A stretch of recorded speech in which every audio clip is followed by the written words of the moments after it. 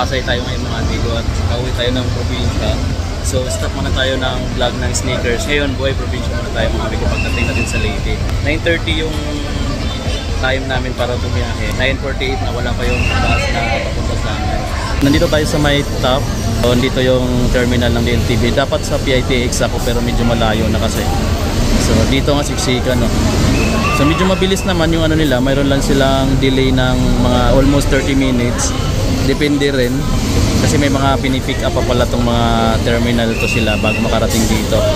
Then siguro sa Torbina. So may mga terminal kasi sila bawat lugar eh. Kaya medyo matagal dahil nagpipick up pa sila ng pasahero.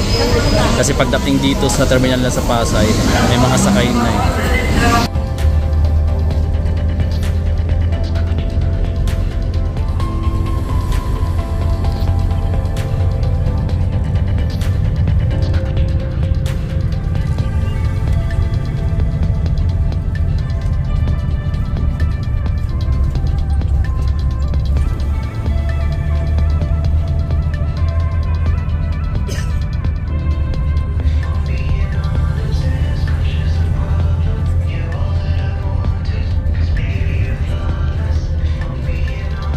Alam kung Bicol na to pero kanina kasi sa Quezon Province umalis kami ng terminal ng DLTV at 12:35 flight 1:56 dito pa rin kami sa part pa rin siguro ito ng Quezon Province papunta pa lang kami ng Bicol region kasi peak season ngayon kaya kung uuwi kayo ng ganitong buwan ganitong pizza at holidays mahirap pang travel ng nakabus kasi hanggang medyo mabagal pa. Iwan ko lang mamaya pagdating namin ng Piat kung tuloy-tuloy pa rin ba. So ngayon kasi medyo mahina yung usap namin kaya matagal tayo makarating doon sa mga. So sana mga amigo makarating tayo ng ayos bukas. Update ko kayo bukas kung sa or mamaya kung sana tayo. So stopover muna kami ngayon kung tayo dito. So ito yung isa sa mga stopover dito. So tip ko lang pala dun sa mga gustong bumiyahe via bus papuntang Leyte from Manila or kahit sa part ng probinsya like Mindanao, same lang naman ang dadaanan. Hanggat maaari magbaon kayo ng pagkain dahil medyo pricey yung mga pagkain dito guys. Ayan. So pwede naman kayo magtipid. So dito kasi yung ulam nasa mga 90, 80 or 90.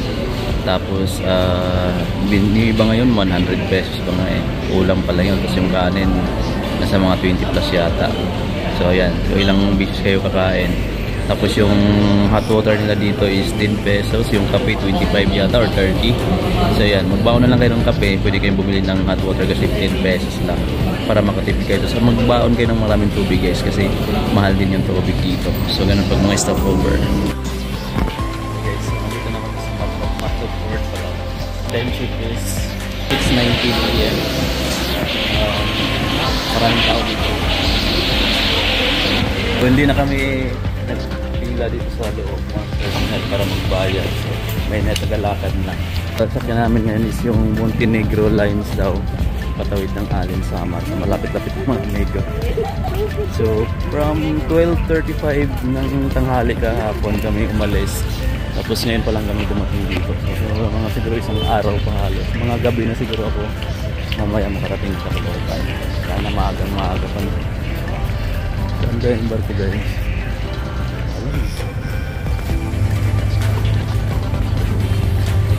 Saan ba tayo?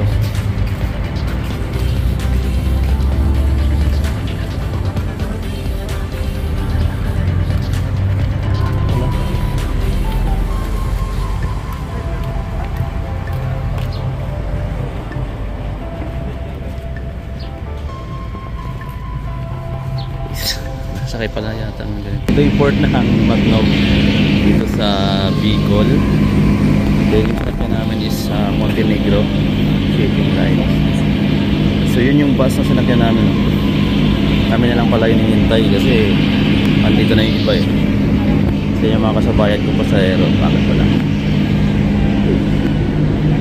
Tawid lang ng lake. Check natin. Pero ang ganda ng tanawin dito. Dapat lang sa inyo yung ganda ng view dito.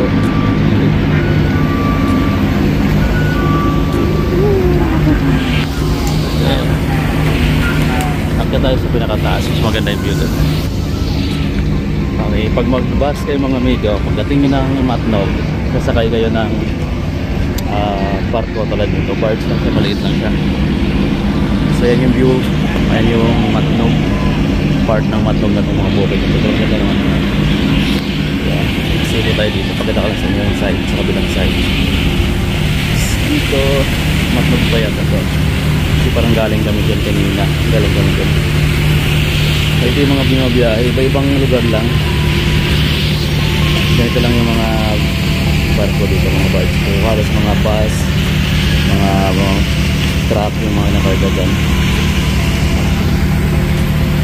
So may mga badyo dito sa baba. Ayan yung mga pinatapunan mo ng piso. Tapos nilalangon nila ako. So ito yung gilid. Siguro mga 2 hours. Dahil 2 hours na siguro ito. Dahil nasa summer na kami, nasa alin. Hindi pagtawid dito alin summer na. Dito naman sa side na to, andito pa yung ibang mga barko. Yan pa yung ibang mga barko. Yan, hindi ko alam kung saan papunta yung biyahe ng iba dyan. Sikat pa lang yung araw. Yan yung mga badyaw, mga amigo. Tatapunan mo lang yan ng barya. Dami nila.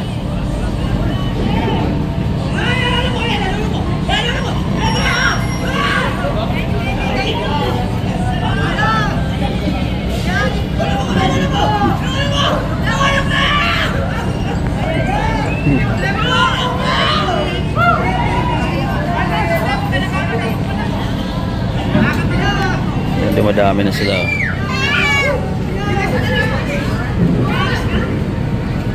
Try natin magtapon ng berya. Pwede tayo ditong barya.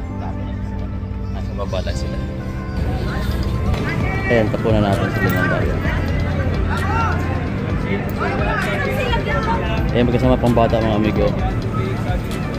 So, ayan. Ang galing nila. Wala na. Bukuha natin yung ang galing yung bilis yung namakuha. Wala kasi na ginigita nila sa araw. Diba kuha na agad. Yan ang pagaling mga yan dyan.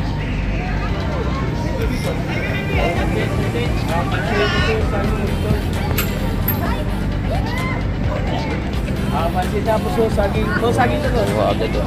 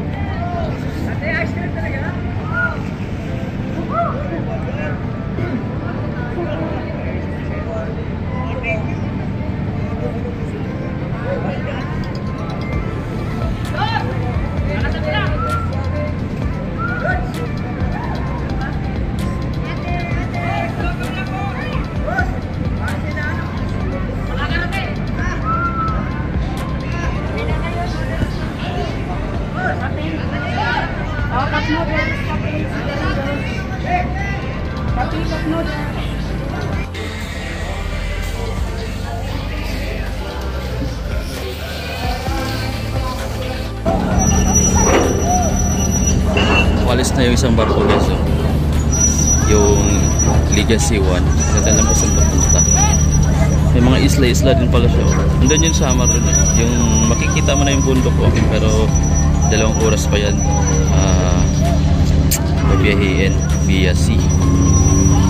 Yan, medyo maliit pa naman yung mga barko dito mga amigo. So okay ngayon kasi maganda yung panahon. Maaraw na siya. Tapos banayad lang yung dagat. Hindi maalon. Kaya ganda ng biyahe namin yan mga amigo. Ayan pa yung ibang mga barge dito or mga barko. Montenegro Lines, may Jack Daniel. Ito yung mga badyo kanina pa yan mga amigo. Pamilya siya dyan. May mga dalang anak, iba mga mag-asawa nandyan sila. Yan lang yata yung mga pinagkikitaan nila. So, ayan. Search na lang pag may magtapo ng barga. Maliliit lang yung bangka nila eh. Diyan yung port oh. So dati kasi pumipila kami mismo doon ng ticket. Ngayon mayroon lang tagalakad. Yun nga lang may charge na 20 pesos bawat isa. Malaki na kita. So mas okay na rin yun kasi less hassle na. Yung iba pala kakarating lang ng barko na to. Mawawala na yung mga pasahero. So maliit lang pala ito. Pwede mo may ganda na.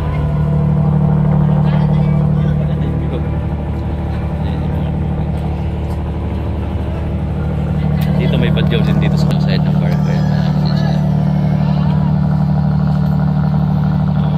While waiting na umalis kasi 6:43 nandito pa rin, may hinihintay pa siguro ibang bus. So yan. Ganyan pamilya sila dyan. May dalang tanggol pa nga ito ang dala nila.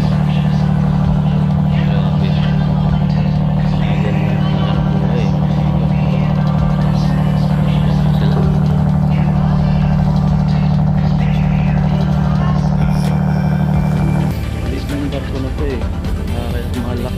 Delikado.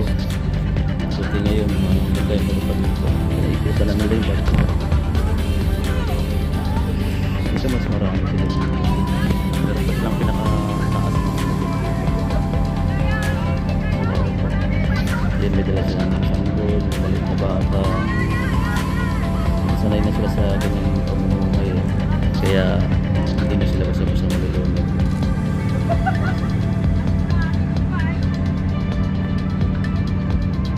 Dala nila yung mga anak nila. Siguro dito lang yun sa kapira malapit. Yan yung mga pasahero. Mga amigo, kadaroon pa naman ngayon.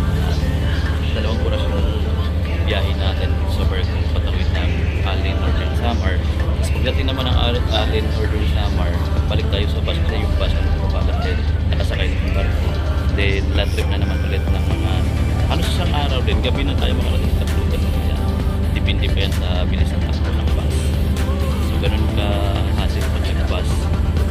Pag first time mo, enjoy ka rin naman kasi marami kang makikita view. Pero kami, hindi na ako nakapag-video dun sa dinaanan naming lugar dahil gabi kami. Gabi yung halos biyahe namin kanina, so walang makikita kaya natulog na lang ako. Tapos ngayon ako nakapag-video dahil ang ganda ng panahon. Tapos ngayon lang din makikita yung mga bundok na maganda pala talaga yung ano din. Ganda ng view ng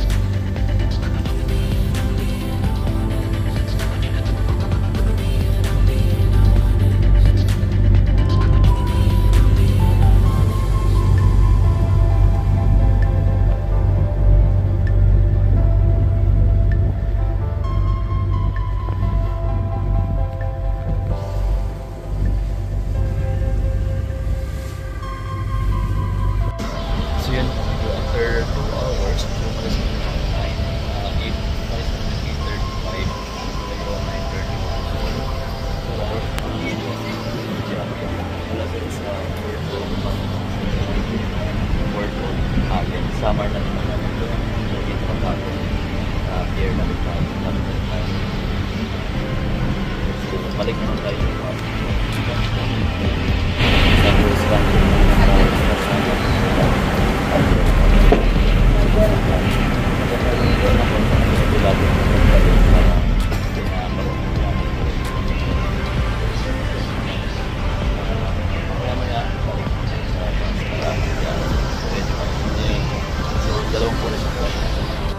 so ito naman yung makikita nyo pag nandito kayo sa Alin Samar.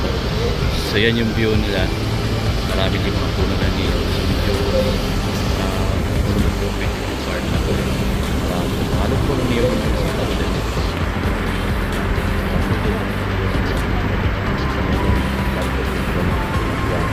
Hindi ba din pagkakita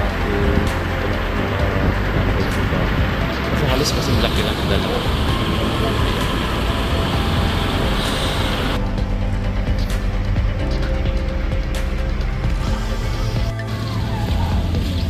Nakababa na tayo ng barko mga amigo. So yun pa yung ibang mga pasahero. Tapos yung mga bus kasi nasa loob pa. Hintayin namin dito para mag-load naman ng mga pasahero. Nakilit na yun.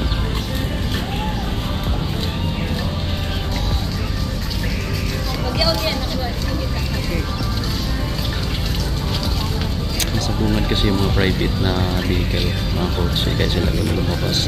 Din yung mga bus mas nasa dulo kaya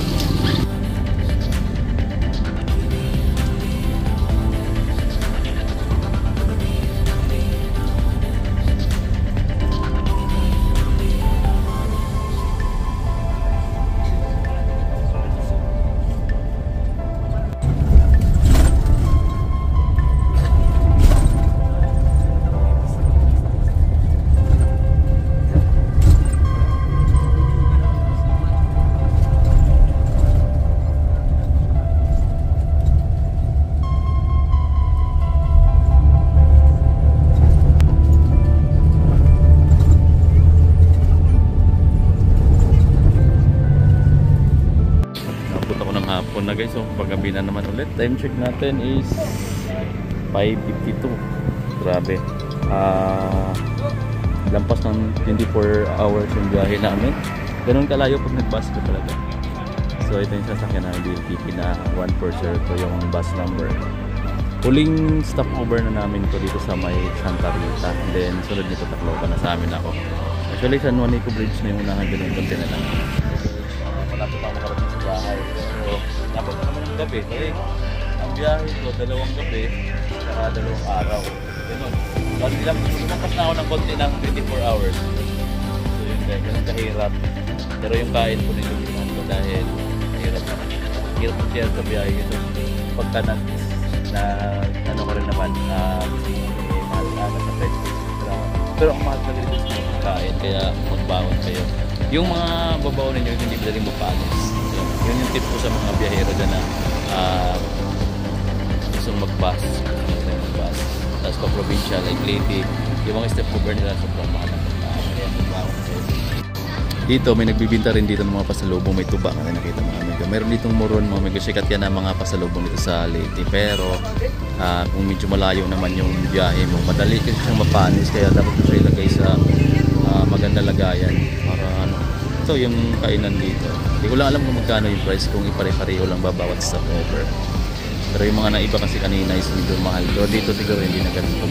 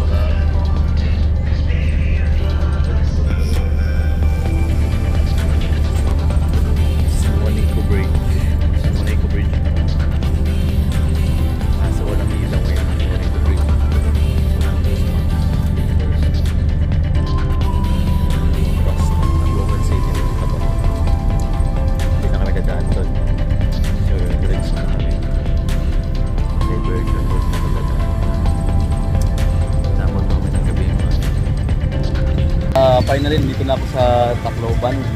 Dito ako bumaba sa may Palo Electric.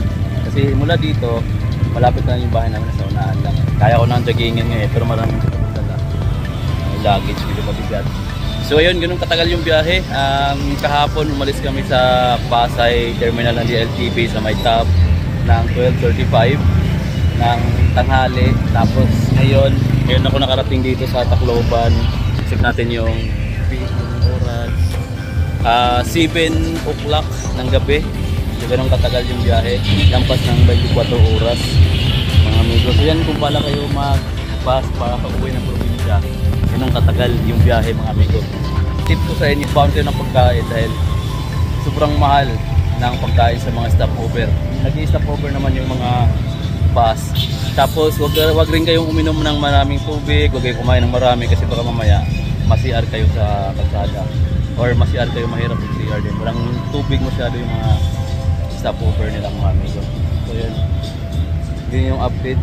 Tapos magbaon na rin kayo ng pang hygiene like mga roll-on kasi mga ngamoy na kayo pinagkakala.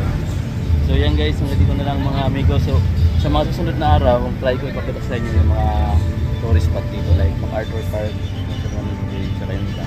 Tapos pupunta rin tayo ng Maasin City, Pamarap. Kasi tayo naman yung tungkol na doon ako doon.